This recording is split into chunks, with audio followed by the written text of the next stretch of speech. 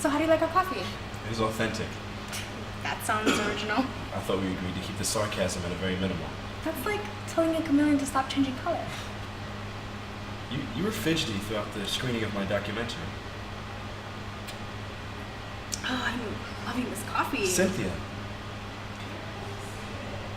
what did you think of the documentary? Brutal truth? I know you. Same old story.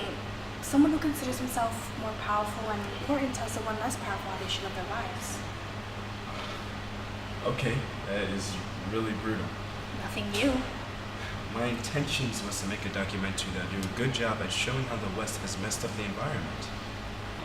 What? Well, I thought the suggestions that the documentary offered to Asian countries and Africa to mitigate climate change were simply suggestions. I didn't think it was preaching to anyone. It doesn't? I don't see it that way. Why should Africa and Asia be put under pressure to tiptoe around their own industrial revolution? Just because someone else has been and still is irresponsible. No one is telling Asia and Africa to slow down their own industrial revolution. Why is this documentary showing in 52 African countries, and why is the 80% of the footage used shows Africa and Asia? There's footage from Europe and North America. The 20% of it? Asia and Africa are the ones negatively affected by climate change. The floods, the famine, the droughts, deaths. The list is endless. So true. You guys in North America have not had floods at all. Wow, Cynthia. What? That's prickly. You asked me for my opinion, and I'm telling you what I think. I see where you're coming from, but we're at a stage where all of us need to take responsibility. A story is told of a man who was very progressive, hardworking, and would never fail to find a solution to anything. Whatever he wanted, he would get. However, in his zeal to make himself happy and get whatever he wanted, he became so insular, so inward-looking, and overlooked anyone who was different from him. One day, his castle and everything else he had built on his land caught fire. Every piece of his land and property burned to ashes. He cried out and called on his neighbors to help him put out the fire, but none came. The fire consumed everything the man had accumulated.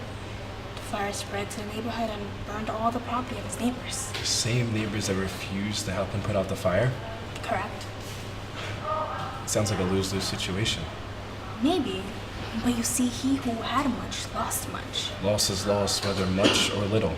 The man's neighbors still had space left to rebuild their lives. But the man who had lost it all, he had nothing left in him to restart. I don't see what your story has to do with my documentary. Those who have destroyed more and are in the process of still destroying the little that is remaining are the ones that need to be preached to. Leave us alone to industrialize at our own pace and in our own way. Don't set your house on fire and expect to bully your neighbors into putting out the fire yourself. I'm not saying that Africa and Asia don't need to continue their industrialization. That is not what the documentary is insinuating. All I'm trying to say with the documentary is that industrialization in developing economies needs to be done responsibly. Just like the neighbors of the man in your story. If they would have helped him put out the fire, in the process they could have saved their own houses. What guaranteed that they have that the man's progressiveness will not start another fire? None. But the fire put them in a position to negotiate.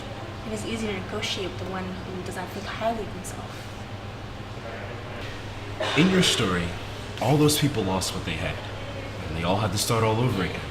True, some lost more than others, but the lesson I'm getting from this is that the actions of an individual affects the community. The actions of a community affects a society, and the actions of a particular society affects the whole world.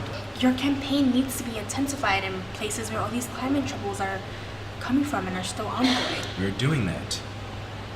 Personally, I don't think it is as intense and as pushy as you're doing it in countries with developing economies. That's not true. Some of these societies are getting to the point where they're tired of being preached at. I don't think... Your society and mine will never have a conversation if yours is unwilling to listen. If neither is willing to listen. Who is not listening? I'm listening. Let developing economies deal with the climate change their way. Stop telling them what to do and what not to do.